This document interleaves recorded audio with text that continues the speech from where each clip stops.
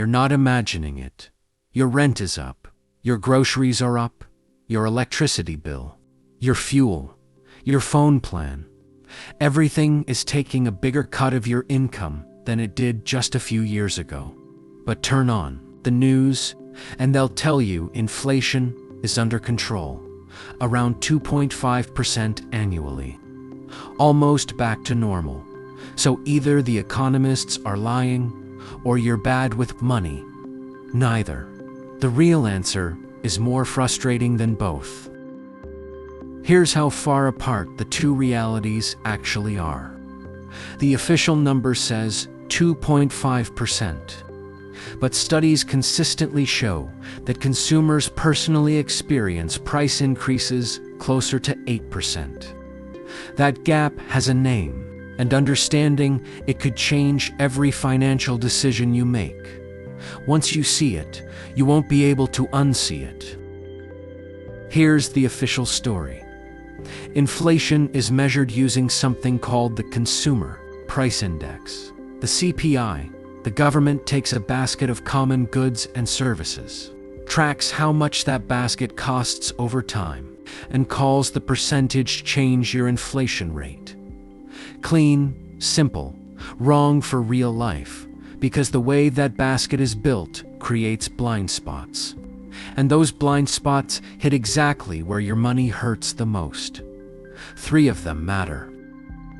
When something gets more expensive, but also gets better, the full price increase isn't counted.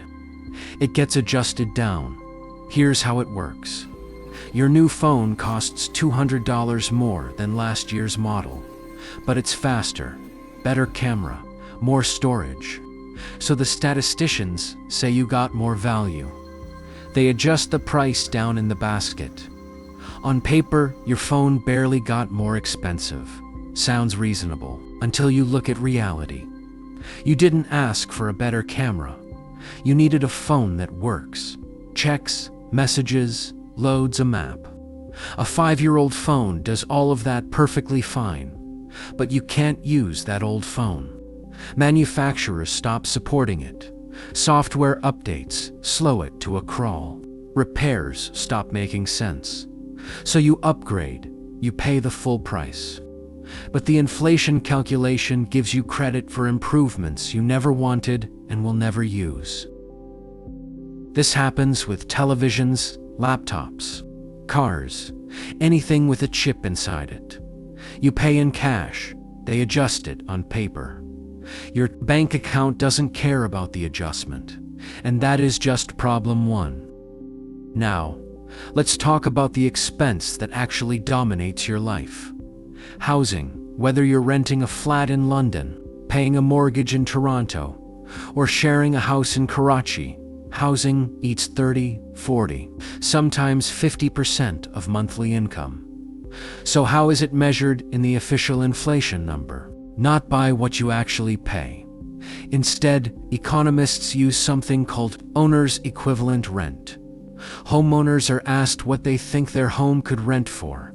That estimate, not your real rent, not your actual mortgage, is what goes into the calculation. There is logic behind this.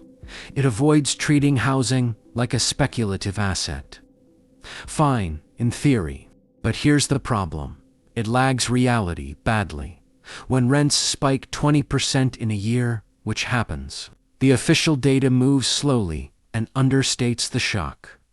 Real life hits immediately. The data catches up later, sometimes too late to matter. And here's what that actually looks like in real life. I know someone who works 2 jobs. Last year, his salary went up 5%. His rent went up 22%. On paper, he got a raise. In real life, he moved back in with his parents. The official inflation number did not capture that. It never does. This one is the most insulting of the 3. Look at your groceries this week.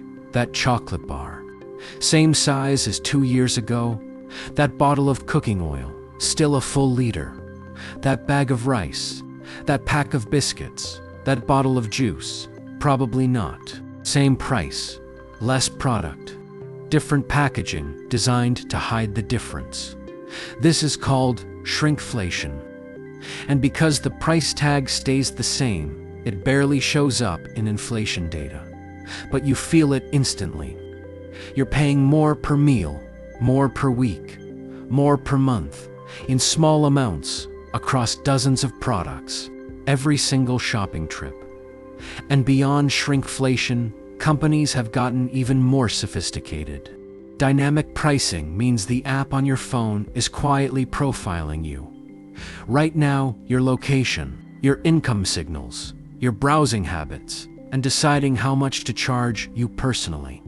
Same product, different price, depending on who's asking. A busy professional checking prices on a lunch break pays more than someone with time to shop around. The algorithm knows you're in a rush. It charges accordingly. None of this shows up in official inflation data, because official data assumes one price for one product. The reality is that price is now a negotiation, and most people don't even know they're in one. Still think 2.5%. Sounds right. Here's what's actually happening.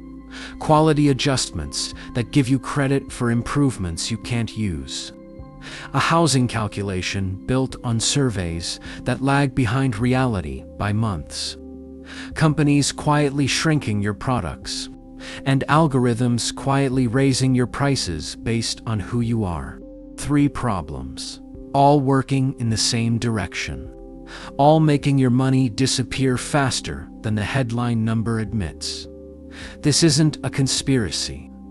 The methodology has real logic behind it. But that logic was never designed to reflect the reality of someone young.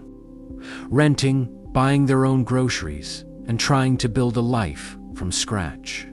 So stop using it.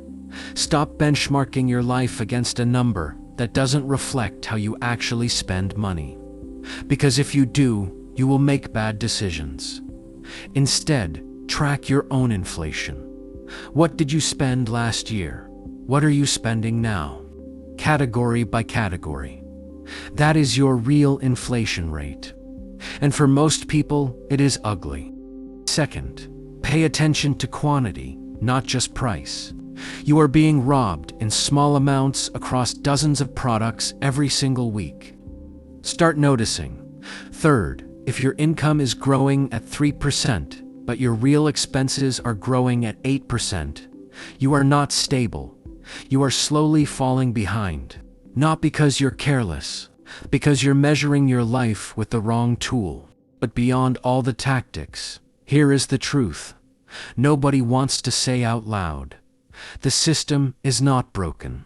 It is working exactly as designed. It was just never designed with you in mind. That is no fluffy finance.